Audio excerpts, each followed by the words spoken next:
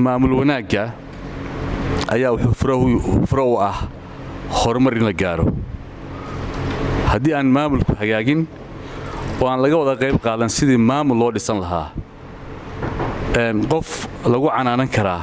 ma jiro maxaa horumar loo gaari waayay sababtu waxa weeye isbarbarayaaca adduunka meel horumar lagu gaaraa ma jiro dhaliishana la dhaliilayaana waxay noqon kartaa inay ka faa'iidaystaan Soomaalidu waxay tiraahdaa faraska jeedalka waxa lagu dhuftaa orodka kordhiyo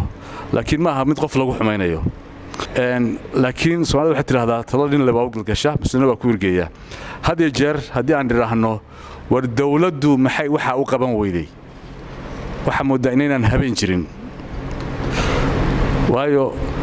dawladda maanta jirta ama Soomaaliya ha noqoto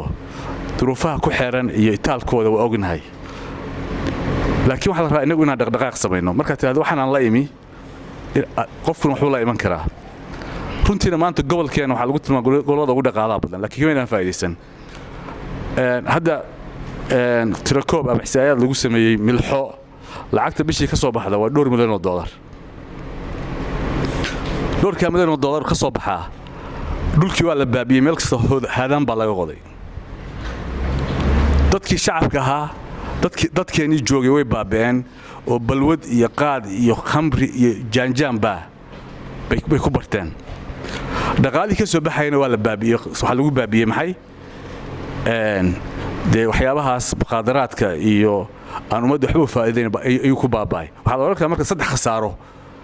ayaa dadkii ka soo gaaray waxa la rabaa haddii ay iyada maanta ka heli lahayn ama ay dhaqaalaha ka soo baxay wadankan dib loogu soo celin lahaa si fiican looga faa'iideysan lahaa waxa laga yaabaa inaan u baahnaynba miisaaniyadda Puntland mid ku dhow ka soo baxda hadda ayaa wax ka soo baxda mandaqadeeni laakiin waxaan u baahnahay aqligii maareyn lahaa oo dhaqaalahaas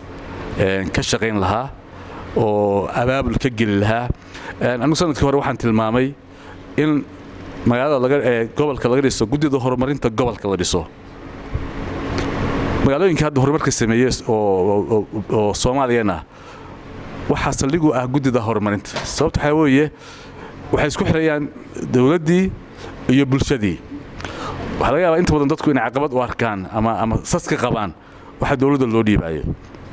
laakiin marka qof dawladdiina la shaqeynay nidaamka wax ka fahamsan bulshadina aaminsan tahay meesha uu yimaado talaabo horumar la sameeyo meel gobol kastana uu leeyahay meelaha ku xeeran oo dhan waa leedahay taas marka inaan xoojino waan saldhig u sameeyno guddida horumarinta gobolka in la abuuro wuxuu furo u noqonayaa in horumarkii la iska kaashado sanduuqna la furo arrintaas gobolku leeyahay horumarkiisa laga shaqeynayo oo dal iyo dibad loogu qaaraamo aad iyo aad baan runtii u bogaadinayaa si ay dhegeysateen waxaan rajaynaynaa inaan iskaashan doono annagana diyaar waxaanu nahay markasta inaan qayb ka noqono horumarka dalka iyo taladiisa waxaan ilaahay ka baryaynaa inuu raxmad khayr qabtay noo shubo runta cilmi baaris iyo horumarinta hadaf